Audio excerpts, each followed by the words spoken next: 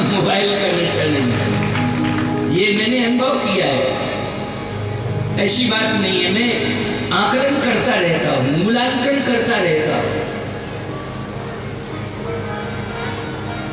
महात्मा तो नाव में बैठ के भजन करने लगे, लेकिन वो 4-5 लड़के जो है मोबाइल देखने लगे और महात्मा से कहते हैं चुप रहो, चुप रहो, हल्ला मत करो, डिस्टर्ब कर रहे हो। महात्मा ने कहा बेटा नदी को पार करना है, इसलिए हमारे भजन में सम्मिलित हो जाओ। ज़्यादा से ज़्यादा 15 मिनट की बात ही तो है, इसके बाद फिर मोबाइल देखना, लेकिन अभी मेरे भजन में शामिल हो जाओ। अच्छा सही बताओ, भव सागर से तुम्हें मोबाइल पार कराएगा कि भगवान का भजन पार कराएगा? जल्दी बोलो। भगवान का भजन पार कराएगा, मोबाइल नहीं कराएगा पार। भगवान का भजन।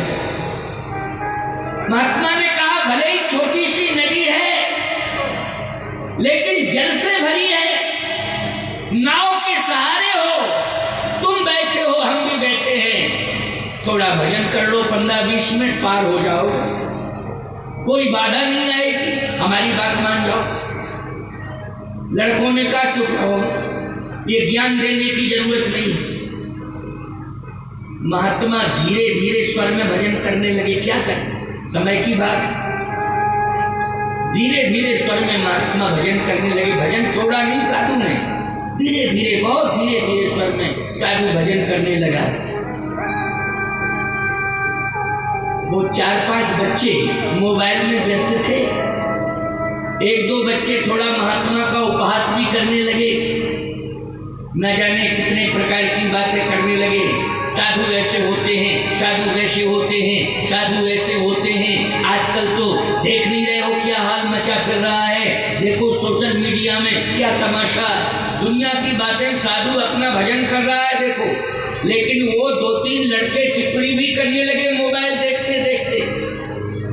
पता नहीं भगवान को साधु का अपमान नहीं सहा गया,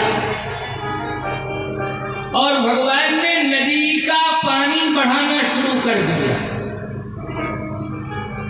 भगवान है वो तो भगवान की महिमा है, क्या करोगे। पता नहीं कैसे नदी का पानी जो है बढ़ने लगा,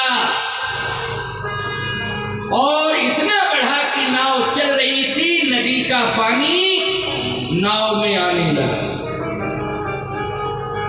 अब वो लड़के घबराने लगे, बचाओ बचाओ बचाओ बचाओ बचाओ। अब महात्मा से कहते हैं बाबा कोई उपाय करो, तुम्हारे भजन में कितनी बड़ी ताकत है, कोई उपाय करो, चमत्कार दिखाओ। जब मरने लगे तब चमत्कार दिखाओ। तो भाई पहले समझ में नहीं आ रहा था, अब जब मरने ही लगे, प्राण ही जा रहे हैं, अब कहते चमत्कार दिखाओ। ये क्या हो रहा है, भजन का प्रभाव दिखाओ।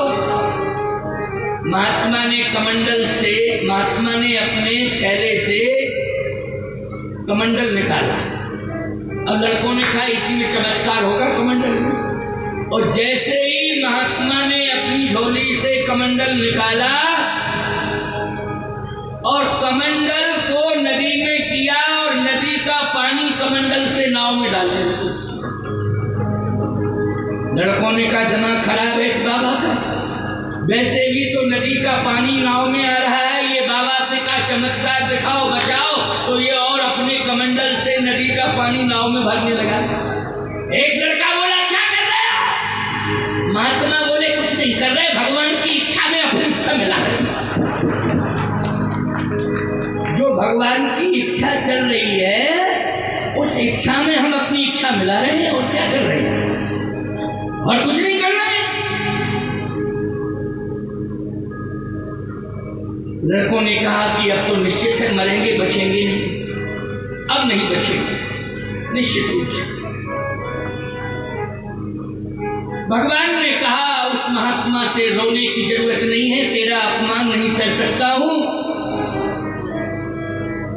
कहो इस नाव को पलट दूं, जल्दी तुझे बचा लूंगा महात्मा, इस नाव को पलट दूं, अभी पलट दूं, तुझे बचाऊंगा।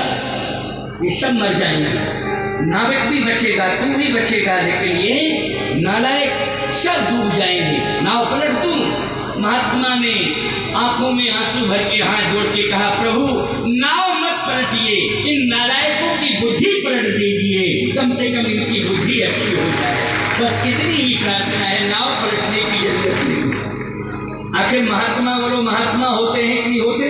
नहीं, कह देते प्रभु हम तो बचाइए, बिल्कुल पलट दो नाव, पलट दो नाव। उनका नहीं, प्रभु इनकी बुद्धि पलट दो, इनकी बुद्धि जो है पलट जाए, बस मेरी यही प्रार्थना है। महात्मा महात्मा होते